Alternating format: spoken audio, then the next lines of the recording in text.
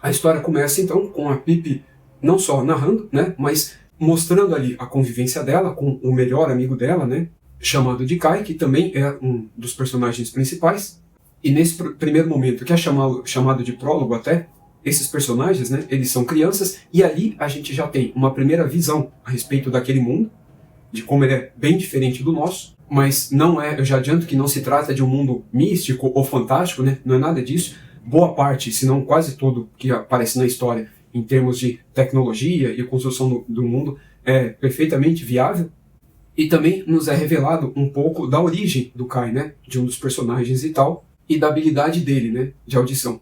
No primeiro capítulo, então, aí a gente tem os personagens já um pouco mais velhos, e na convivência entre eles a gente vai descobrindo mais a respeito daquele mundo, e, de certa forma, ele parece até um pouco até pedante e sem graça, né, inicialmente, mas isso tudo é proposital. Vai ficar muito claro pra gente mais pro final, onde tudo ali acontece de uma maneira pacífica, harmoniosa, tranquila, só que ao mesmo tempo o desenvolvimento tecnológico dessa sociedade, né, que na verdade de toda a humanidade, ele é muito atrasado, né, muito defasado. Daí a questão da comparação, né, de uma das variantes aí do steampunk, dá a entender que tudo é funcionado ali baseado em uma tecnologia a vapor ou algo muito próximo a isso, e que as coisas ali que envolvam eletricidade, elas não existem mais, ou de alguma forma, que a gente ainda não sabe, né, nesse começo, do porquê elas não dão certo. Nos primeiros capítulos, a gente fica sabendo a respeito de um acontecimento marcante, né, que ocorreu na vida do Kai, ou Kai, não sei qual seria a pronúncia correta, e fez com que ele não só desenvolvesse, né, as habilidades que ele tem, mas que também permitisse a ele assumir um papel importante, né, dentro desse mundo, dentro dessa sociedade, e que fosse até determinante para a própria existência desse mundo, né, pela permanência dele na condição atual em que ele se encontra, ou na mudança para algo muito mais próximo do nosso. E isso vai ficar claro mais para frente.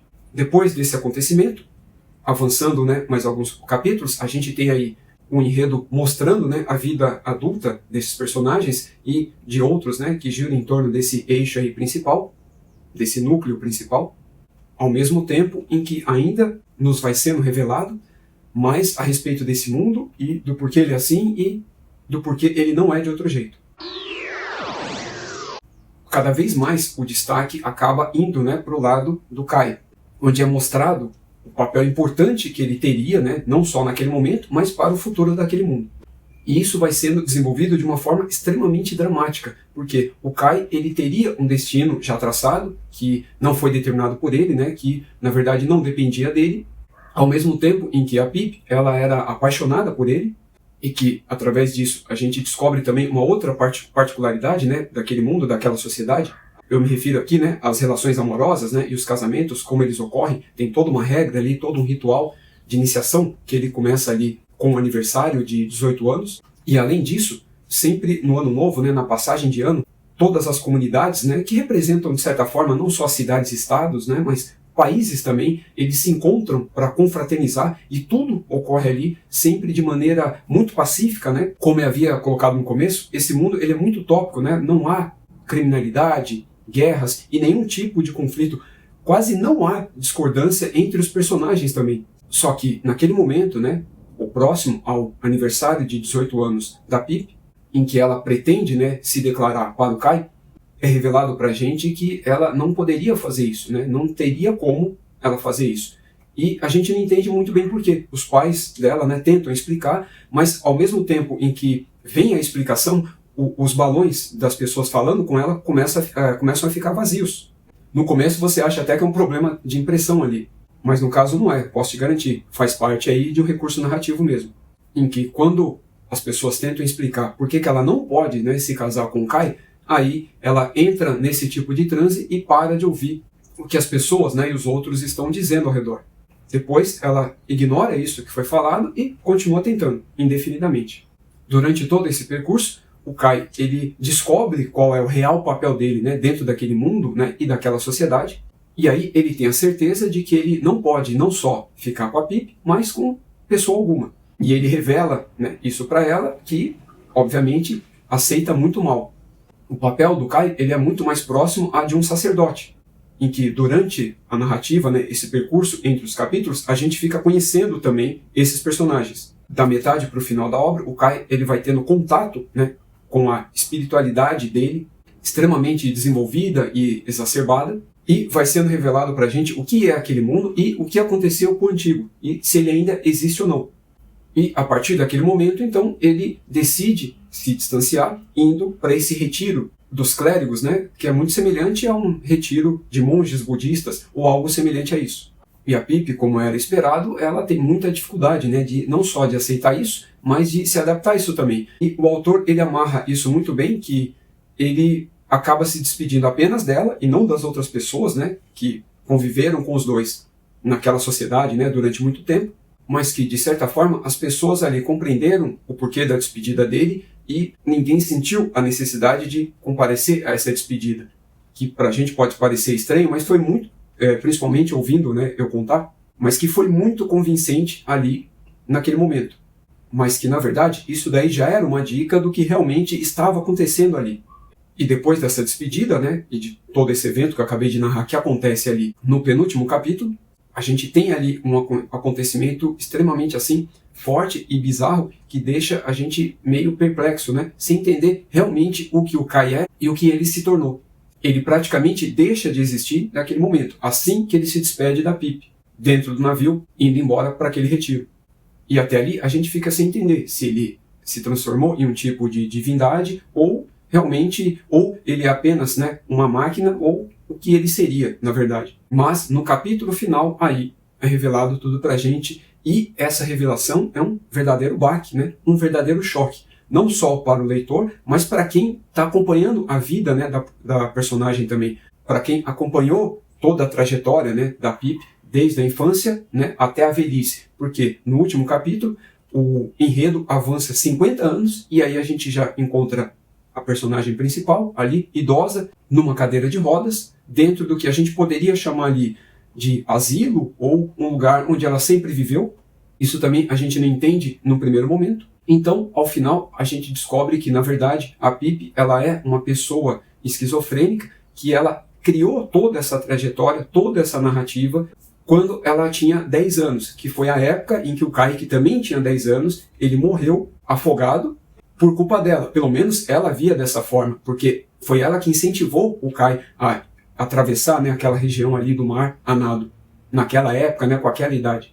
O Kai, ele se afoga e ele fica desaparecido, né, por 15 dias, só que depois ele reaparece inteiro, né, ele sai da água ali inteiro, e só que na verdade ele está morto, né, e a gente não sabia disso inicialmente, porque a Pip criou toda uma narrativa, né, fantasiosa de que, na verdade, o Kai havia sumido porque ele entrou em contato com divindades daquele mundo, representada pela deusa mecânica Mary, e que ele era um tipo de escolhido, né, um predestinado à grandeza, né, ao sacerdócio dentro daquele mundo. E a Mary viveu com isso até o fim da vida dela. Ela continuava acreditando na existência daquela deusa, né, daqueles sacerdotes, daqueles mundos e da floresta mágica e mecânica que vivia embaixo da terra. Tudo aquilo foi criado pela mente dela e ela realmente acreditava naquilo, e as pessoas passaram a acreditar também na existência do Kai, não porque eles viam o menino ali andando ao lado dela ou evoluindo, crescendo, nada disso. Primeiro foi por pena, né, e respeito a ela, por ela ser filha de pessoas ali bem queridas, né, dentro daquela comunidade, e como eu havia dito anteriormente, naquele universo, né, não havia conflito, brigas, nada, e porque também os animais caminhavam sempre junto do Kai. Depois que ele faleceu, eles continuaram caminhando ao lado da Mary, mas não acompanhando ela, mas sempre próximo de onde o Kai estaria. Por isso as pessoas também passaram a acreditar em uma existência espiritual dele. E toda vez que tentavam alertar a Pip que ela não poderia ficar com o Kai, era justamente porque ele estava morto, ele não existia mais. Ele havia se tornado um amigo imaginário dela, mas que poderia ter um tipo de existência ali, extracorpórea, né, extramundo ou algo do tipo. Então o final é muito triste, extremamente pesado, mas muito recompensador para quem gosta de não só finais trágicos, né, mas que uma obra muito bem construída em que ele pega o leitor ali de surpresa.